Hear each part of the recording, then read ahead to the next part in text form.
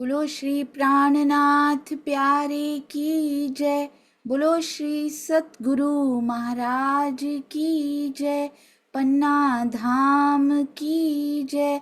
सर्व सुंदर साथ की जय। आप सभी सुंदर साथ जी के धाम हृदय में विराजमान शोभायमान प्राण प्रियतम धाम दुल्हा पिया जी, आपके नूरी कोमल चरणारविंद में कोटान कोट प्रणाम जी। डे 278, 278वां दिन श्री बीतक साहिब चर्चा पर ब्रह्म विशेष रूप से जब अपना संदेश संसार में भिजवाना चाहते हैं तो क्या करते हैं। जब वो संसार में अपना संदेश भिजवाते हैं, किसके हाथों से भिजवाते हैं, कैसे करते हैं, करते स्वयं हैं पर आगे किनको करते हैं, ये प्रसंग आज नहीं तो कल आएंगे। और परमेश्वर प्राणेश्वर परमेश्वर अत्यंत विद्वता के स्वामी हैं। पूरा ज्ञान उन्हीं के पास है। पर छोटे छोटे संदेश जब उन्होंने भिजवाए और अभी भी भिजवाते हैं, स्वयं आकर भी भेजते रहते हैं वाणी के थ्रू, धर्म ग्रंथों के थ्रू। तो वो कैसे भिजवाते हैं।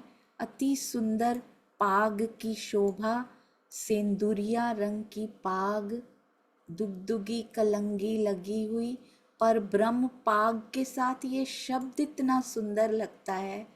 तो धामधनी कितने प्यारे, सौंदर्यता, सुंदर साथ जी सुंदरता की, सौंदर्य की प्रतिमूर्ति। इससे ज्यादा सौंदर्य कभी देखा ही नहीं। उतना सौंदर्य भी कल्पना, यहाँ की कल्पना शक्ति से बाहर। केवल उनकी मेहर,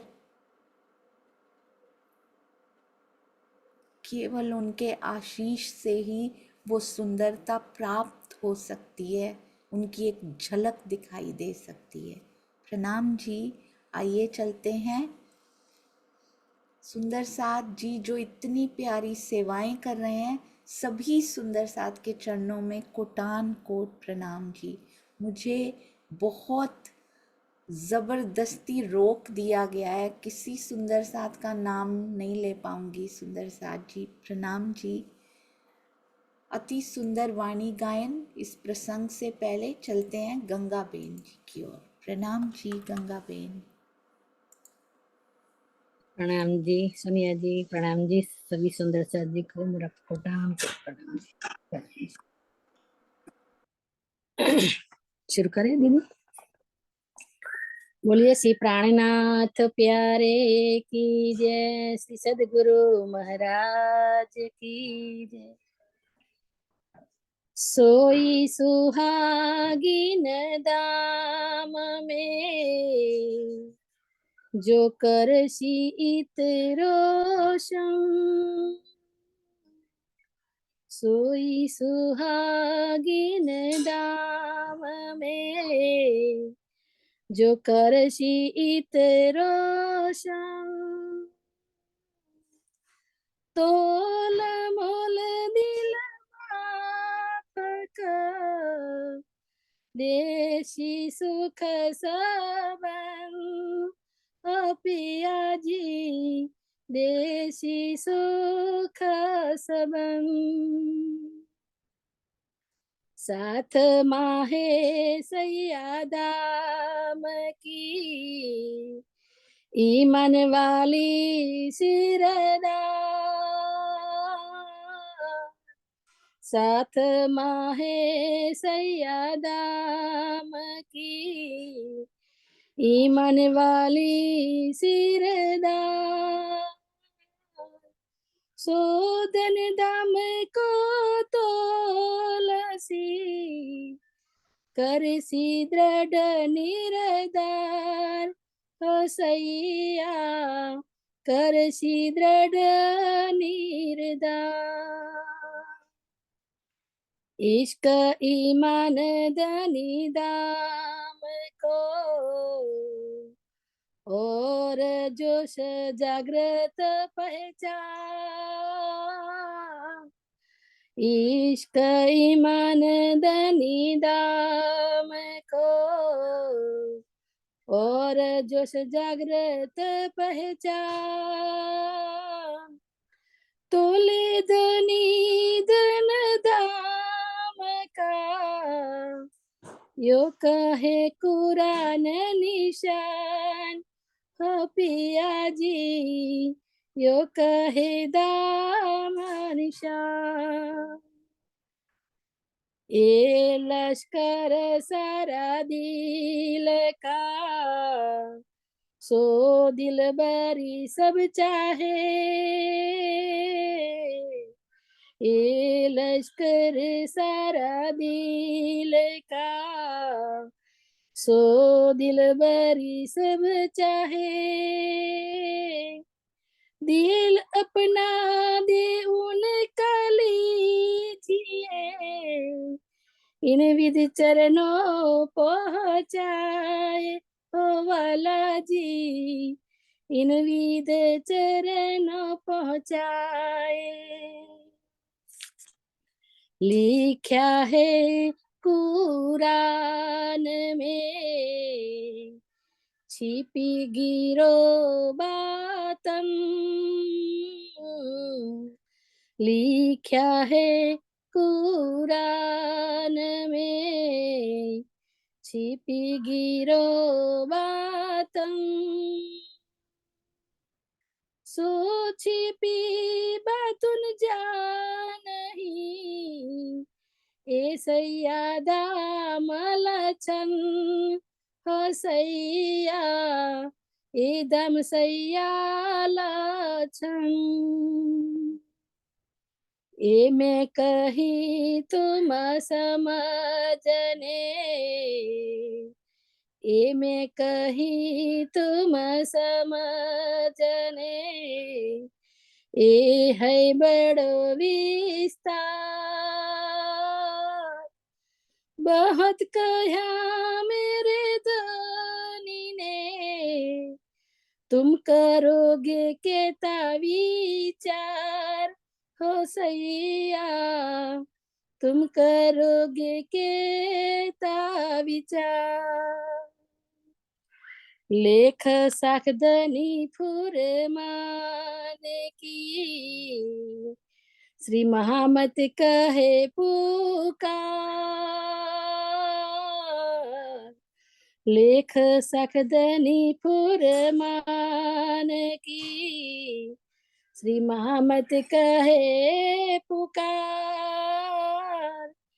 समझ सको सो समझियो यादी सिरदार हो सैया या सिरदार सोई सुहागिन दाम में जो करती इतरोशम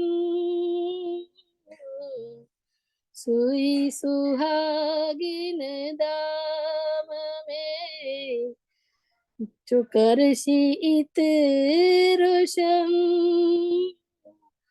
तोल मोल दिल माफक देसी सुख सबन हो पिया जी देसी सुख सबन हो पिया जी देसी सुख सबन बोलिए श्री प्राणनाथ प्यारे की जय प्रणाम जी सुंदर साथ जी सुंदर साथ जी मेरा कोटन प्रणाम प्रणाम जी आपके चरणों में कोटि कोटि प्रणाम अति सुंदर अति मीठा वाणी भाव आपके चरणों में प्रणाम जी राज जी की बहुत मेहर सुंदर साथ जी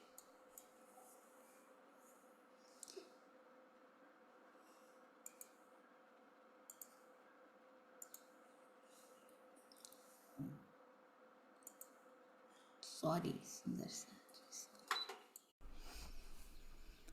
चर्चा प्रारंभ होत है सुनो साथ चित दे भजो राज श्यामा श्री प्राणनाथ, सखी जीवन हमारो ए।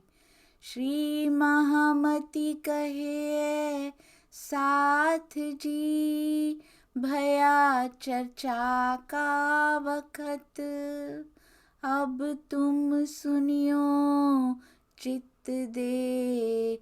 लाल आगे आए बैठे इन तखत, लाल आगे आए बैठे इन तखत।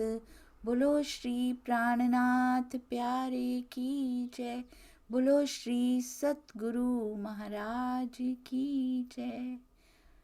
प्रणाम जी सुंदर साथ जी।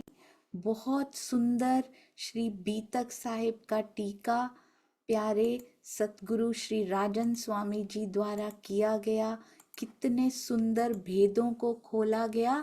मायने क्या कह रहे हैं इस चौपाई में सुंदर साथ जी? कहते हैं मायने ए जो अहेल किताब है, बीच गिरो जहूदन, नाम मुसरक कहिए तिनको, खुदाए भेजे तुम पर इन। कुरान किताब के वारिस कौन है? कहते हैं तुम हो इसके वारिस। ये देखिए, जिन लोगों को पहले क्या आया था, अल्लाह के संदेश को जिन्होंने छुपा दिया, संसार के लोगों को ग्रहण नहीं करने दिया, निश्चित ही वो काफिर लोग हैं। ऐसे लोगों पर श्री राज जी का प्रेम नहीं बरसता, जो आज भी संदेश को जाने से रोकते हैं। कईयों ने कस्में दे दे के रोक रखा है सुंदर साथ जी, यहाँ सुनने नहीं जाना, यहाँ सुनने नहीं जाना, तुम्हें मेरी कसम हो।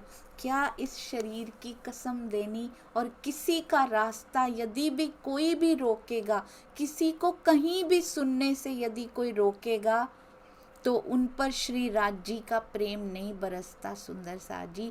जहाँ से ब्रह्मवाणी की गुंजायमान हो रही हो, किसी ना किसी बहाने से किसी को रोका जाएगा, तो वो तो रुक गए, उनका तो रुका ही रुका, पर जिसने रुकावट पैदा की उन पर भी श्री राज जी का प्रेम नहीं बरसेगा।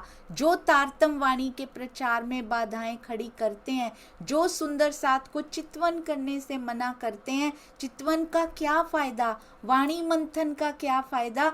जो मना करते हैं, रुकावट पैदा करते हैं, स्वयं तो नहीं करनी। स्वयं का तकला तो टूटा हुआ है, वाणी मंथन का तकला, चितवन का तकला, सेवा का तकला, जो दूसरों के भी तोड़ते हैं। यहाँ सेवा मत करो, यहाँ सेवा मत करो।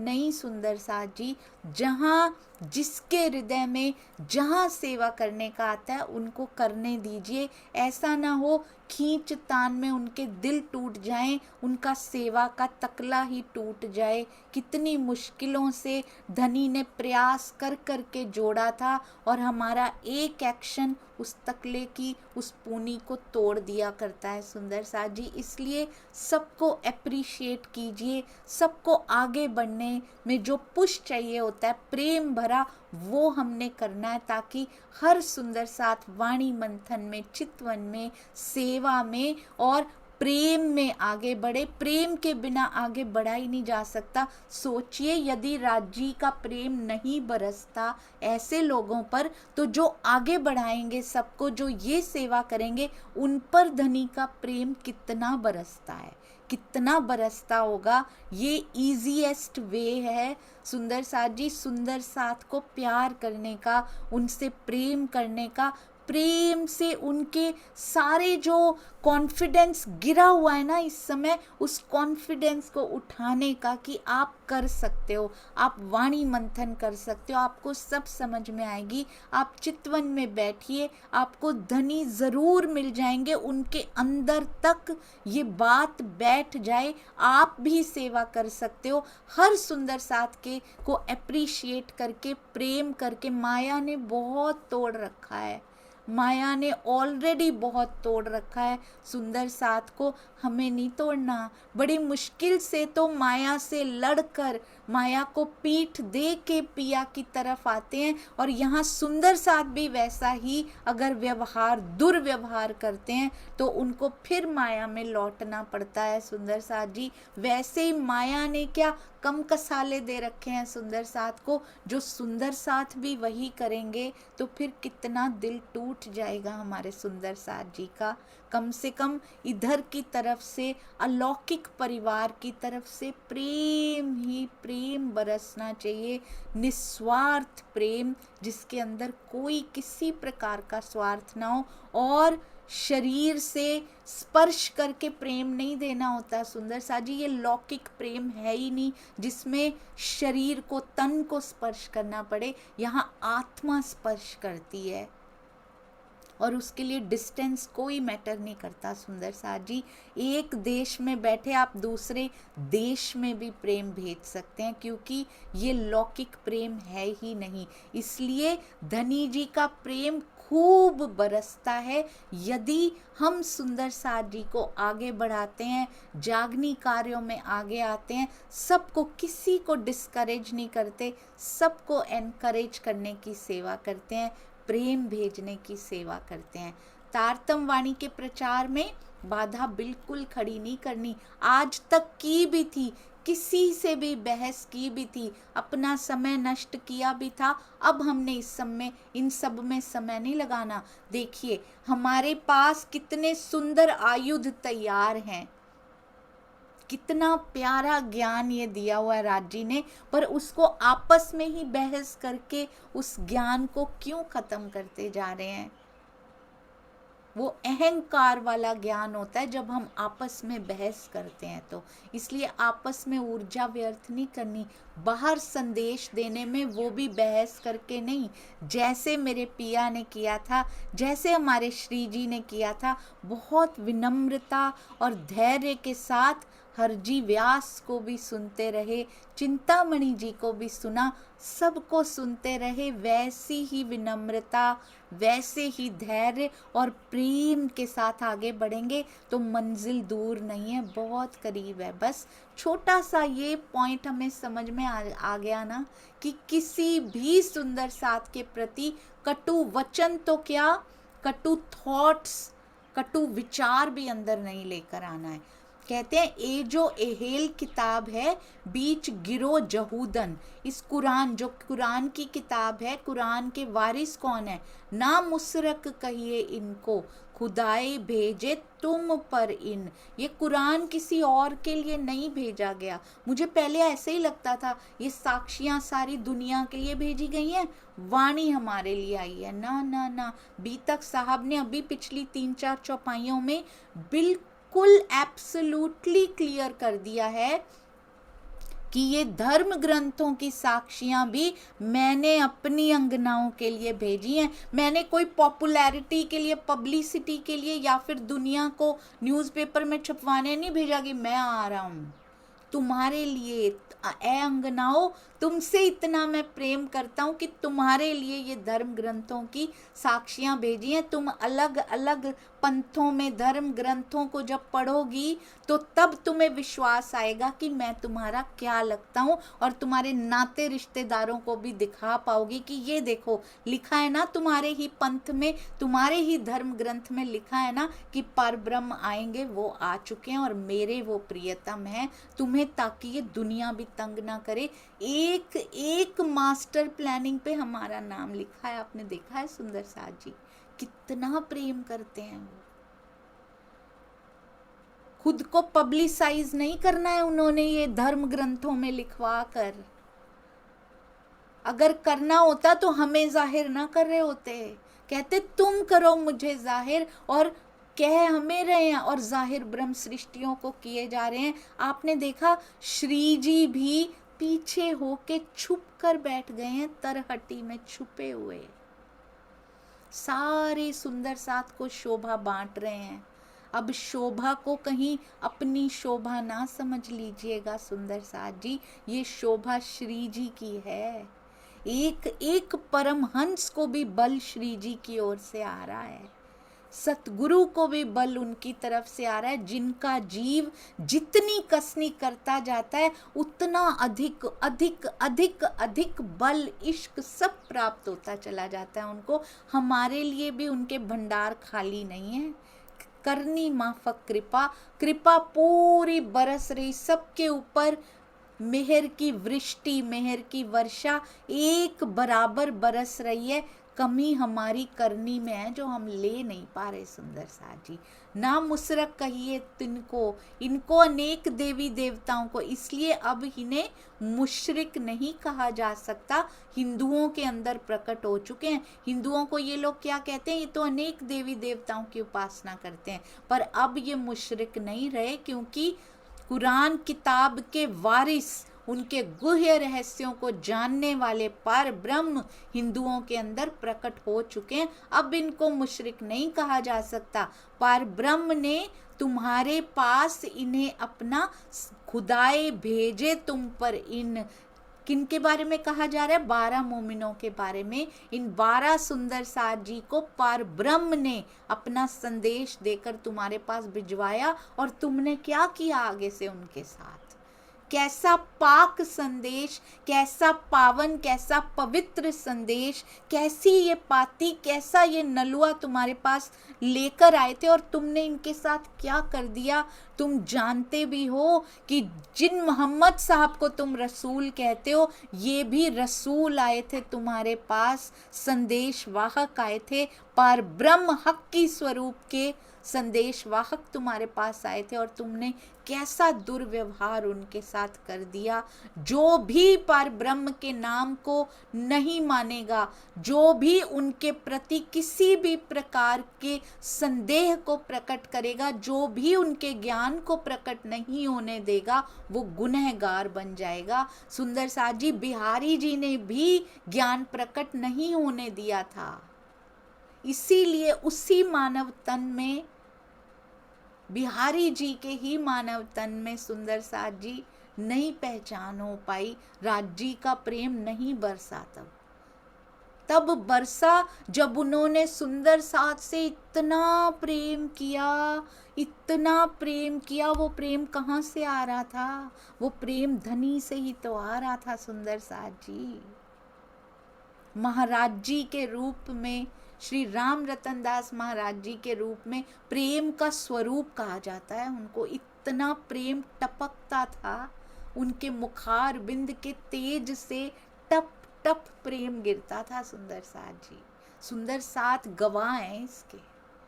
आज उनकी एक पिक्चर, जिनको स्वरूप ही कहा जाता है उनका, उनमें भी देखें तो लगता है जैसे प्रेम की बूंदियां प्रवाहित हो रही हों। तो जब तक सुंदर साथ से प्रेम नहीं करेंगे, धनी नहीं मिलेंगे। सुंदर साथ जी, धनी का प्रेम भी नहीं बरसेगा। फिर पर ब्रह्म ने अपना संदेश देकर भिजवाया था। भावार्थ में स्वामी जी लिखते हैं, यद्यपि वेदों, उपनिषदों, दर्शन शास्त्रों में एकमात्र पर ब्रह्म की ही उपासना का विधान है, अन्य किसी की नहीं, किंतु पौराणिक मान्यता वाले सनातनी हिंदू अनेक देवी देवताओं की उपासना करते हैं। बिल्कुल सही, आज भी करते हैं सुंदर साथ जी। इसलिए कुरान की दृष्टि में इन्हें मुशरिक यानी बहुदेववादी कहा गया है। इस्लाम के अवतरण से पहले समस्त अरब जगत में यहूदी मत फैला हुआ था। यहूदियों में एक पार ब्रह्म के अतिरिक्त अनेकों की उपासना होती थी। इसलिए आगे कुरान के जिस संदर्भ में यहूदी शब्द का प्रयोग होगा, उसका आशय पौराणिक हिंदुओं से लिया जाएगा। यहूदियों में अनेकों की उपासना होती थी, इसलिए हिंदुओं को वही कहा गया है। अब आयत आप देखिएगा सुंदर साथ जी, पहले कुरान की आयत दी गई है और फिर बीतक साहब में जो इनके बारे में चौपाई दी गई है। आयत है, अय्यु नज़्ल अलैकुम मिन खैरिम मिर रब्बिकुम। कुरान में ये पारा, ये सूरा, ये आयत ऐसे दी गया कि तुम पर परमेश्वर की तरफ से जो खैर यानी बरकत प्रकट हो तुम्हारे ऊपर। और इसी को बीतक साहब में कैसे लिखा गया, उसी के मायने के रूप में, भेजे उन यहूदन को। अब यहूदी शब्द का प्रयोग किसके लिए हुआ है? हिंदुओं के लिए हुआ है। ऊपर पैगाम इस्लाम। अब किनको? हिंदुओं को भेजा तुम्हें इस्लाम का पैगाम देने के लिए। परम धाम की आत्माएं जिन हिंदुओं के तनों में अवतरित हुई हैं, 12 सुंदर साथ जी को भेजा, उन्हीं के ऊपर इस्लाम की हकीकत एवं मारिफत के ज्ञान का संदेश यानी निजानंद का संदेश दिया गया है। उस ज्ञान को बड़ी नेकी ए जानियो, पावे राह खलक तमाम। बहुत सुंदर। उस ज्ञान को ग्रहण करने और कराने में बहुत बड़ी नेकी है। क्या ये नेकी हम कमा रहे हैं? हमने नेकी कमा के क्या करना है? हम तो पर ब्रह्म की अंगनाएं, हम ये करने थोड़ी आए हैं। नहीं सुंदर साथ जी, ये जीव को सब करना पड़ेगा यहाँ पे। ये भुलावे में थी, मैं भी यही समझती थी, बहुत उम्र खो दी इसी में ही। मुझे तो ऐसा लगता था जीवन में कुछ भी करो भाई, तारतम ले लिया, ठप्पा लग गया, टिकट मिल गई, अब कुछ भी करो जीवन में सतगुरु ही लेने आएंगे, अंत में तो यमराज नहीं आएंगे लेने के लिए। बिल्कुल गलत बात है ये, मैं अपनी बात बता रही हूँ, ये बिल्कुल गलत बात है। पिछले इतने सारे जो जन्म, ये कौन कौन से जीव, मेरी आत्मा उन पे बैठ कर आई, हर बार यमराज ही लेने आया था उसको, सतगुरु नहीं आए उसको लेने, पहचान नहीं हुई थी। अगर इस बार भी रह गया तो सतगुरु फिर वहां बैठकर सोच रहे होंगे इस बार लेने जाऊंगा इसको, इस बार तो ये करेगी। कुछ नहीं किया सुंदर साथ जी हमने। अब इस बार डिसअपॉइंट नहीं करना है हमें श्री जी को। बहुत कुछ मिल चुका है सुंदर साथ जी, बहुत कुछ मिल चुका है। जिन्होंने प्रणामी धर्म में ही, प्रणामी माता पिता, प्रणामी दादा दादी के यहाँ जन्म लिया, कुछ तो करके आए होंगे सुंदर साथ जी, वो कुछ तो अच्छा करके आए होंगे। थोड़ी बहुत उनको पिछले जो जीव लिया था कुछ तो सूचना मिल गई होगी, पर कुछ कर नहीं पाए। फिर से प्रणामी उसमें आए, शायद जल्दी से शुरू कर देते, फिर इतना जन्म खो दिया, अभी भी समझ में नहीं आ रही। तो इस बार भी कहीं थोड़ा करके फिर ये तन ऐसे चला जाए, फिर शुरू करना पड़े। राज जी कहते हैं अब तो प्रणामियों के घर में भी तुम्हें जन्म दे दिया, और क्या करूं बताओ तुम्हारे लिए। शुरू से तुम ज्ञान सुनती रही, शुरू से सेवा पूजा सुनते रहे, पर तुम पे असर ही नहीं होता कोई। फिर भी नहीं मिला सुंदर साथ जी, फिर भी नहीं प्राप्त कर पाए, क्योंकि समय ही नहीं है हमारे पास वाणी सुनने का, वाणी मंथन करने का, चितवन करने का, किसी भी प्रकार की कोई सेवा करने का समय ही नहीं है हमारे पास। स्वामी जी बड़ी सुंदर एग्जाम्पल, एक चर्चा सुन रही थी, उसमें बता रहे थे, कहते कोल्लू का बैल होता है ना, सुना तो बहुत बार है पर मैंने विजुअलाइज कभी नहीं किया था उसको। स्वामी जी बोल रहे थे तो उस समय ऐसे लग रहा था कोल्लू के बैल के भी आंसू निकल रहे हैं। कोल्लू का बैल कहते ऐसे घूमता रहता है आसपास, कोल्लू के आसपास घूमता रहता है, सोचता रहता है मेरा यही जीवन है, मैं बंधा हुआ हूँ, मैं कुछ नहीं कर सकता। और उसमें ना वो इतनी बुद्धि दी हुई है, ना तो उसको मानव जन्म मिला हुआ है, ना तारतम वाणी मिली हुई है, उसका तो अब तो कोई दोष नहीं है जब वो कोल्लू का बैल बन चुका है। वो भी रोता होगा अगर उसको थोड़ा बहुत कुछ अंदर हुआ कि मुझे भी कभी मिला था जन्म, ये तो याद रहता ही नहीं है ना। यही तो इस खेल की विशेषता है, कुछ नहीं याद रहता, क्या क्या कर दिया हमने, कितने गुनाह कर दिए, मानवता नहीं दे रहे हैं। फिर भी अंगनाओं को तो स्पेशली बेस्ट जीव और बेस्ट तन यहाँ का जो हो सकता है वो दे रहे हैं, बेस्ट पॉसिबल सर्कमस्टांसेस हमें मिल रहे हैं यहाँ पे, फिर भी हम उनको याद नहीं करते। हम जबरदस्ती कोल्लू का बैल बने हुए हैं, हमें कोल्लू के बैल की योनि नहीं मिली है, हम मानव तन में आकर कोल्लू के बैल की योनि निभा रहे हैं। सुंदर साथ जी घूमते रहते हैं अपनी ही उसके आसपास आसपास, जंजीर से बंधे हुए हैं, माया की जंजीरों ने जकड़ रखा है, हम उसके आसपास से इधर उधर कहीं देख ही नहीं पाते। प्राण प्यारा मुस्कुरा रहा है, प्राण प्रियतम की मुस्कान को देख नहीं पाते हम। सुंदर साथ जी कितना प्रेम, कितना लाड भर के वो बैठे हैं, हमारे तो आंसू निकलते ही नहीं और वो अपने हमें दिखाते ही नहीं। एक बार कहा था उन्होंने, बस मुझे कितना विरहा हुआ। तुम युगों की बात करती हो, मैं कल्पांत लगा मुझे, एक क्षण तुम्हारे बिना कल्पांत बीत गए हो जैसे। सोचिए आज कितना बीत गया होगा, वो तो एक पल था। अभी इतने 100 साल बीत गए। चितवन में बैठकर सुंदर साथ जी कभी फील होता है कि आज फिर दिन व्यर्थ गया, तेरे दर्शन नहीं हो पाए, आज का दिन फिर चला गया, आज की रात फिर चली जाएगी, जैसे इतने 100 साल चले गए अब फिर चला जाएगा। ये कोल्हू का बैल फिर उसी के आसपास घूमता रहेगा, थोड़ा सा असर होगा चर्चा वाणी का, फिर माया के उसी में चित्त उनको दे दीजिए। वो तो कहते ही नहीं माया छोड़ दीजिए, किसी एक चौपाई में नहीं लिखा घर बार छोड़ के आ जाओ। वो कहते हैं बस माया का काम करते करते चित्त मुझे दे दो, देखो तुम क्या बन जाती हो। क्या ये जीवन स्वर्णिम जीवन हो जाएगा, स्वर्णिम एक एक सांस हो जाएगी। सुंदर साथ जी एक एक सांस के बारे में लिखा जाएगा, उनके हृदय पर लिखा जाएगा कि इस सांस में मैंने पा लिया था पिया तुझे।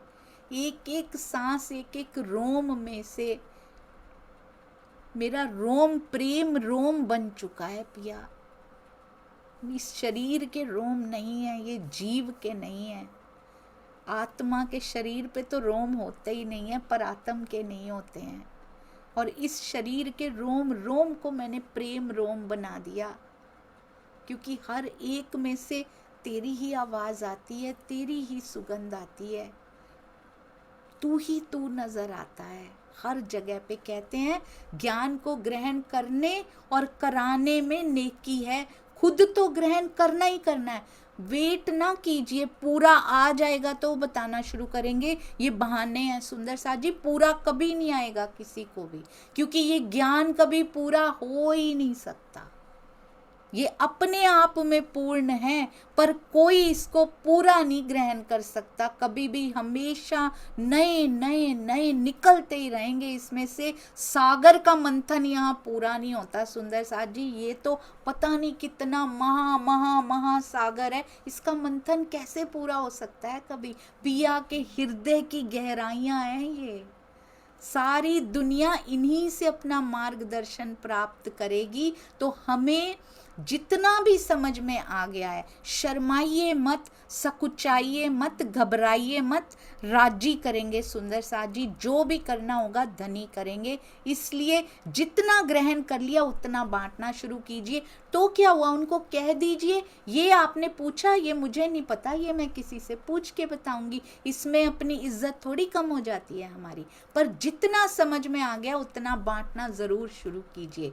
जब भावार्थ में स्वामी जी बहुत सुंदर लिखते हैं, जब मोहम्मद सल्लल्लाहु अलैहि वसल्लम को मेराज यानी के दर्शन, मेराज हुआ, तो उन्होंने श्री राज जी से कब हुआ दर्शन उनको, जब मोहम्मद साहब कहते हैं मस्जिद में नमाज पढ़ने के लिए गए थे, उजू किया उन्होंने, हाथ धो रहे थे और बैठे सुंदर साथ जी, बैठे और उसी समय आत्मिक दृष्टि से, जैसे हमें कहते हैं चितवन लगाओ, क्या चितवन में हम बोलते हैं कई बार मेरी आत्मा अब चांदनी चौक में विचरण कर रही है। आत्मा निकल के नहीं जाती है सुंदर साथ जी। अगर मेरे में से आत्मा निकल गई, ये तो जीव रह गया अकेला यहाँ पे, आत्मा निकल के नहीं जाती। आत्मा की भी दृष्टि जाती है आगे, आत्मा अंदर ही रहती है। जैसे परात्म मूल मिलावे में ही बैठी है, वो उठकर नहीं आई है, उसकी दृष्टि यानी आत्मा। अब आत्मा की भी दृष्टि, आपने देखा आत्मा को प्रतिबिंब तो कहा ही जाता है परात्म का, क्योंकि उसकी दृष्टि सेम टू सेम वही रूप लेके खड़ी हो गई है, वही सिंगार, वही रूप, पता ही नहीं लगता परात्म है कि आत्म है। वो भी फरामोश, ये भी फरामोश, पर ये जाग सकती है, वो नहीं जाग सकती अभी। क्या ये मास्टर प्लानिंग की है पिया आपने। परात्म की दृष्टि, आत्मा इधर आई, परात्म उठ के नहीं आई, उसकी दृष्टि आई और दृष्टि देखो कैसे आई सुंदर साथ जी, दृष्टि उसकी पिया के हृदय में जा रही है, हृदय में जा रही है, पिया के नेत्रों के थ्रू उसको खींच रखा है अपने दिल में, वहां पट लगाया है, वहां पे खेल देख रही है और पट के थ्रू ही आ रही है सुंदर साथ जी, डायरेक्ट नहीं आती। मैं एक बार सोच रही थी क्या दो दृष्टियां हैं क्या हमारे पास, एक तो इधर लाए हुए हैं और एक अपने दिल में खींच रखी है। इतना प्रेम करते हैं, छान कर ला रहे हैं, दृष्टि भी, डायरेक्ट दृष्टि भी नहीं लाते सुंदर साथ जी यहाँ पे। ये ऐसी दृष्टि नहीं है, ये कैसी दृष्टि है जो यहाँ पर आई है। सोचिए सुंदर साथ जी, वहां पर परात्म की दृष्टि पेड़ पौधों पे भी पड़ती है, राजी के नैनों से भी मिलती है। तो जो नैन पिया के नैनों से मिलते हैं, जो दृष्टि उनकी दृष्टि से मिलती, क्या वो यहाँ लेकर आए हैं? ना ना ना, वैसी नहीं लेकर आए यहाँ पे। ये खेल उसको सहन ही नहीं कर सकता। जो परात्म की दृष्टि वहां की जमीन पे पड़ती है, आसमां पे पड़ती है, वनों को देखती है, वो भी तो दृष्टि होती है ना हमारी। जो वहां के थंभों को देखती है, वहां प्रेम को अपने अंदर समाती है, इतना प्रेम से लबालब होती है, वो दृष्टि यहाँ कैसे आ सकती है? उसको भी अपने हृदय में खींचा है, पहले आपने देखा, छान कर लाए हैं उसको भी। डायरेक्ट दृष्टि भी सहन नहीं कर पाएगा, ये ब्रह्मांड उड़ जाएगा सुंदर सा जी, ये सहन नहीं कर पाएगा। अपने हृदय में खींच कर खेल के पट में से लेकर आए हैं इधर, तो उसकी दृष्टि आप विजुअलाइज कर पा रहे हैं ना, आप देख पा रहे हैं ना। सामने पिया बैठे हैं, परात्म की नजर मिली है, अपनी ही परात्म सोचिए, और मैं ही उनके सामने बैठी हूँ, ऐसा ही सोचिए सुंदर साथ जी। हर कोई उनके सामने है, ये परम धाम की विशेषता है। वहाँ पीठ नहीं होती, वहाँ साइड नहीं होती, वहाँ पे सामने ही बैठी हैं सारी। हम चाहें तो उनके दसों दिशाओं में हम देख सकते हैं, पर सामने बैठकर अभी मेरी दृष्टि खुली है पर फरामोश। कैसे? अपने हम कहाँ देख रही हूँ? मैं उनके नेत्रों में देख रही हूँ, पर नेत्र दिखाई नहीं दे रहे मुझे। देख तो उनकी आंखों में रही हूँ पर खो गई हूँ। ऐसा होता है ना, कभी कभी हम देख रहे होते हैं पर खो कहीं और गए होते हैं।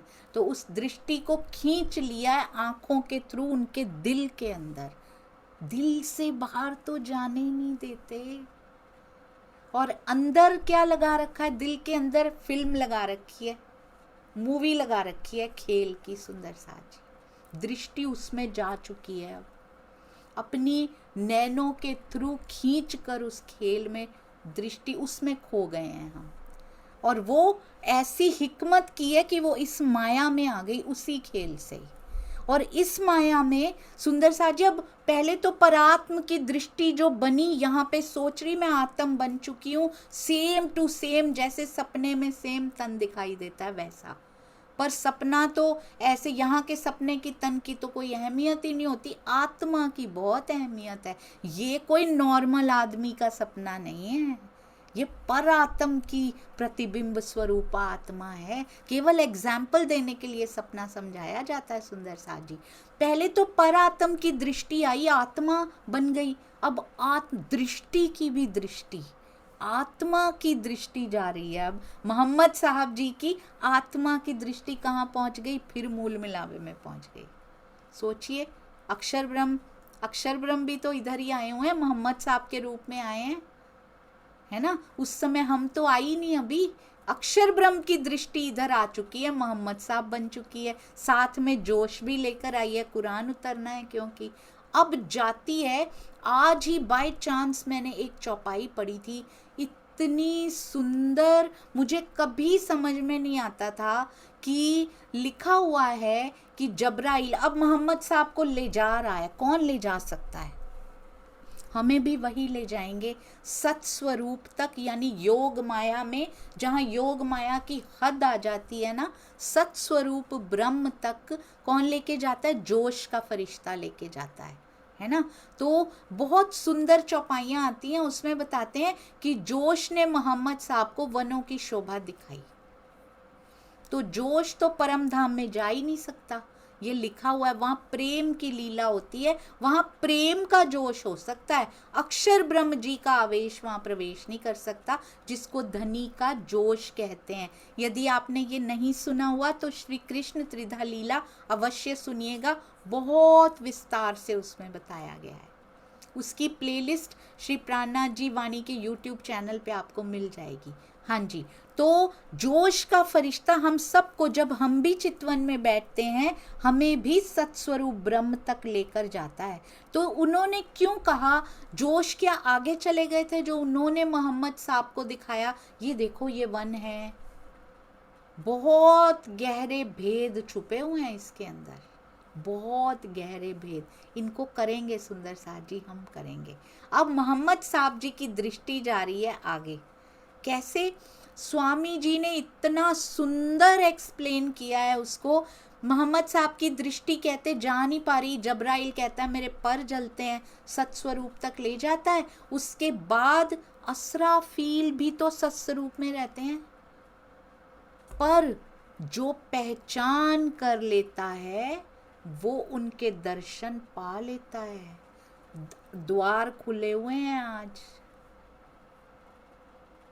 कहते हैं जीव सृष्टि भी उनके दर्शन कर लेगी आज, सिर्फ राजी के श्यामा जी और रूहें उनको नजर नहीं आएंगी, केवल धनी नजर आ सकते हैं। तो असराफील में क्या कमी है भाई, जोश नहीं जा पाता क्योंकि वहां जोश की लीला नहीं हो सकती। असराफील के प्रवेश करना हम कह तो देते हैं बहुत आसानी से, हमने रट रखा है सुंदर साथ जी, मैंने भी, हमने रट रखा है इसको। जबराइल का फरिश्ता वहां से लेके गया, फिर असराफील तो जमुना जी तक लेके गया। भाई असराफील आगे कैसे चले गए, और असराफील आज तक परम धाम में प्रवेश नहीं किए थे, अब ऐसा क्या हुआ कि परम धाम तक प्रवेश कर गए, जमुना जी तक क्यों प्रवेश कराया गया उनको? सोचिएगा इस बारे में, बहुत सुंदर बातें, they are lying down, they are lying behind it, इसके नीचे छुपी हुई हैं, इसके नीचे बहुत परतें हैं सुंदर साथ जी, अभी बहुत परतें हैं, अजू और बहुत है, बहुत सुंदर बातें छुपी हुई हैं। उनमें से एक हम अभी करेंगे, पहले ये प्रसंग पूरा कर लें। अब असराफील के आगे वो मूल मिलावे में चले जाते हैं मूल मिलावे में। आसपास हौज कौसर का भी वर्णन आया है, वनों का वर्णन आया है, जोए का, जमुना जी का, जोए कहते हैं उनको, जमुना जी का वर्णन आया है। तो वही रास्ते से चांदनी चौक, जमुना जी, और उधर हौज कौसर भी उनको दिखाई देता है, बहुत सुंदर वर्णन आया। मूल मिलावे में पहुंच गए, बड़ी हैरान, कौन है ये? अक्षर ब्रह्म की दृष्टि है ये, उनकी आत्मा की दृष्टि। अगर आत्मा होती, जब भी आप ध्यान दीजिएगा सुंदर साथ जी, जब भी आत्मा जाती है मूल मिलावे में नहीं जाती। वो कैसे पता है ये? सुंदर साथ जी बताएंगे। जब भी आत्मा जाती है, सोचिए, अक्षर ब्रह्म की आत्मा जाती है, मूल मिलावे में नहीं जाती वो। कौन सुंदर साथ जी बताएंगे इसको? जी, कोई सुंदर साथ जी इसका एग्जाम्पल दे सकते हैं? जब भी आत्मा जाती है, अक्षर ब्रह्म की आत्मा मूल मिलावे में नहीं जाती है। ऐसा पहले हो चुका है, क्योंकि ऐसा पहले हो चुका है एक बार। अनीता त्यागी दीदी, प्रणाम जी। प्रणाम दीदी। क्या जब रात से आत्म गई थी, वो वाला जिक्र है ना, रात से आत्म गई थी, हाँ जी तो दीदी। वो भी मूल मिलावे तक नहीं गई हैं, वो अलग ही गई है, गई उसमें अक्षरधाम में। हाँ जी, बिल्कुल सही। तो अगर अक्षर ब्रह्म जी की आत्मा वापस जाएगी तो कहाँ जाएगी? अपनी परात्म में समा जाएगी। आपने ध्यान दिया इस बात पे सुंदर साथ जी? अगर आत्मा निकल कर चले जाए हमारे में से, तो वो अपनी परात्म में समाएगी जाके, वो इधर उधर नहीं जाएगी। अक्षर ब्रह्म की आत्मा अपनी परात्म में जाएगी, पर इस बार उनकी आत्म नहीं गई है। उनकी आत्म कब वापस गई थी? केवल महारास में एक बार एक्स्ट्रा हम सुंदर साथ से एक्स्ट्रा वापस जाके आई है, क्योंकि उनको बहुत कुछ दिखाना था। वो डिस्कशन हम श्री कृष्ण त्रिधा लीला में बहुत सुंदर कर चुके हैं, क्या उसके कारण रहे, पौड़े भेले जागसी भेले का सिद्धांत होते हुए भी वो कैसे उठ गए, ये पूरा श्री कृष्ण त्रिधा लीला में वर्णन हो चुका है। तो अगर आत्मा निकल कर जाती उनमें से, तो फिर वो कहाँ जाती सुंदर साथ जी? वो अक्षरधाम में, अब जहाँ पर उनका मूल तन है अक्षर ब्रह्म जी का, उनमें जाती। इस बार उनमें नहीं गई। I was wondering from so many days, मैं सोच रही थी कि वो उनमें क्यों नहीं गई, क्योंकि वो आत्म नहीं है, वो आत्मा की दृष्टि गई है, और चितवन के थ्रू आत्मा की दृष्टि जाती है, और चितवन के थ्रू ही वो गए हैं, और फ्यू सेकंड्स लगे हैं ये सब करने में उनको। वहाँ पर गए, मूल मिलावे में पहुँचे, और क्या कहा राज जी ने?